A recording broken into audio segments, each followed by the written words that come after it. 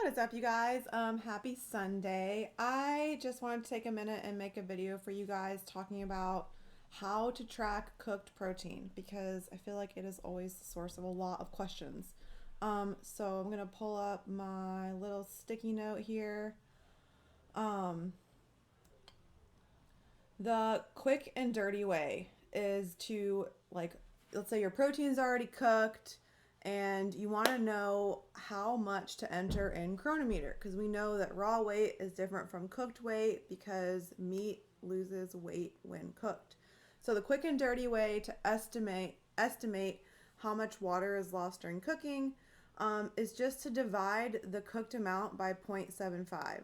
So let's say you're in your kitchen, you get out your cooked chicken or whatever, and you put 4 ounces on the scale, and you're like, what do I enter in chronometer? 4 divided by 0.75 is 5.3. So you just enter 5.3 ounces of chicken in chronometer, and that would actually account for the amount of protein that you consumed. The other thing you can do is create a recipe. So let's actually do that together on here. So we're going to add a recipe and we're going to call this Tiana cooked chicken example. Come on, T. And we're going to leave that blank. And then we are going to we're going to make this weight based so that we can enter in the final weight of the recipe. And today I had Publix ground chicken and I used a full pound. So 4 4-ounce servings. So you can see that the weight of it when it was raw is 448 grams, which if we go over here,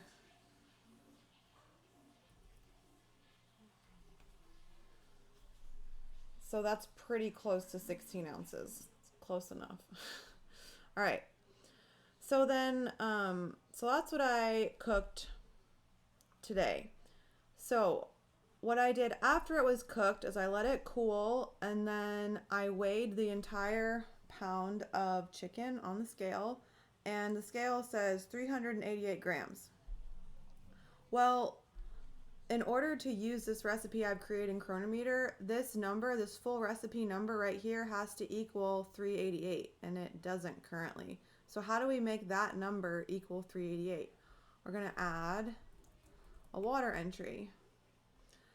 And because we know that the water was lost during cooking, it's a negative number. And I just happen to know it's 60 because I already did the math earlier. So we're accounting for 60 grams of water that were lost, and then our total recipe weight now equals 388, which is perfect because that's what the cooked protein actually weighs. All right, cool. So all we're gonna do is save changes. Look, and now I have this new Tiana cooked chicken example. And let's see. Let's add a food. Tiana cooked chicken example. All right. So let's say I had 97 grams, which is the same amount that I had in my diary previously. And you can see that that's exactly 1 4-ounce raw serving because it's 22 grams of protein, 6 grams of fat. All right. So you can see this matches exactly to what I did previously. Cool. The other kind of quick and dirty thing that you can do if you cook 1 pound and you know you want to have 4-ounce servings every time, all you do is take the total weight. So again, in this case, 388, and you would simply divide that number by 4, which we already know what that is, 97. So every time you want to eat a 4-ounce serving, you just weigh out 97 grams of your cooked protein. And then in that scenario, if you didn't go through the whole recipe thing, you could just enter in 4 ounces of the cooked chicken that you had. Okay, so that gives you 3 different ways that you guys can do that. If you have questions, just pop them in the comments below. If you have questions about how to track other types of things or how to use any of the features in Chronometer, comment those below. And I will work on addressing them in my next video. Thanks you guys, and I'll see you soon.